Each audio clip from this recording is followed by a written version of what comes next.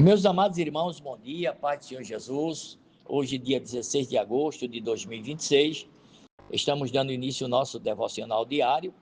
E o texto bíblico encontra-se em Atos dos Apóstolos, no capítulo de número 6, versículo 19, que nos diz o seguinte: E impondo-lhes Paulo as mãos, veio sobre eles o Espírito Santo, e falavam línguas e profetizavam. Glória a Jesus. Meus queridos irmãos,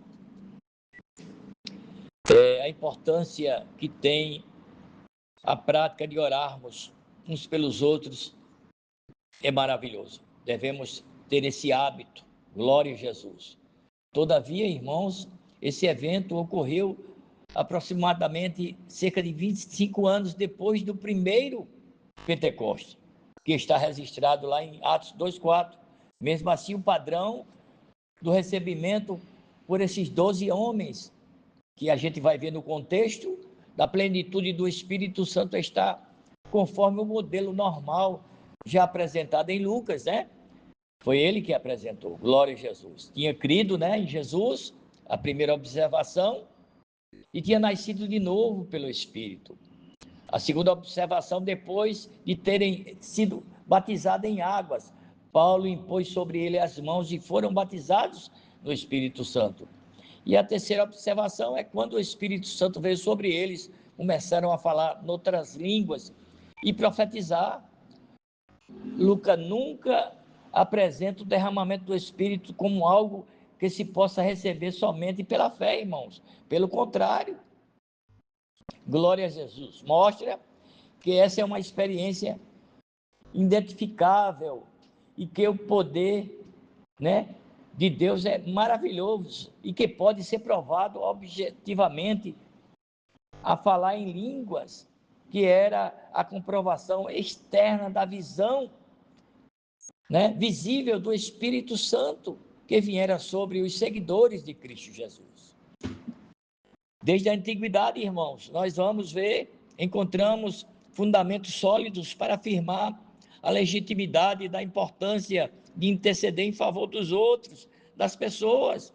As Escrituras revelam homens e mulheres de Deus que compreenderam o valor da oração intercessória. Nós vamos ver o exemplo de Jó, oferecia sacrifício em favor dos seus filhos após os dias dos seus banquetes, temendo que os seus corações pudessem ter pecado contra o Senhor. Está vendo, irmãos? Mais tarde, o próprio Deus o restaurou a vida de Jó, quando ele passou a orar pelos seus amigos. Glória a Jesus. Também Abraão, irmãos, intercede por seu sobrinho Ló. Os irmãos conhecem a história, demonstrando amor, cuidado diante do perigo que o cercava.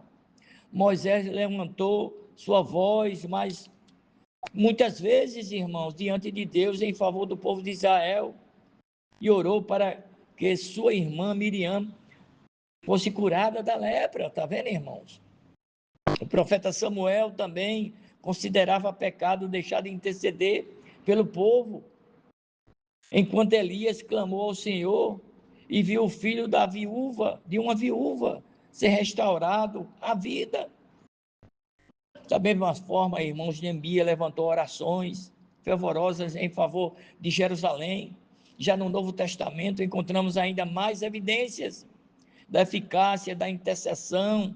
O próprio Jesus, glória a Jesus, orou pelos seus discípulos, por aqueles que criam, e que em seu nome, por seus amigos também, por Jerusalém, glória a Jesus, até por aqueles irmãos que os perseguiam.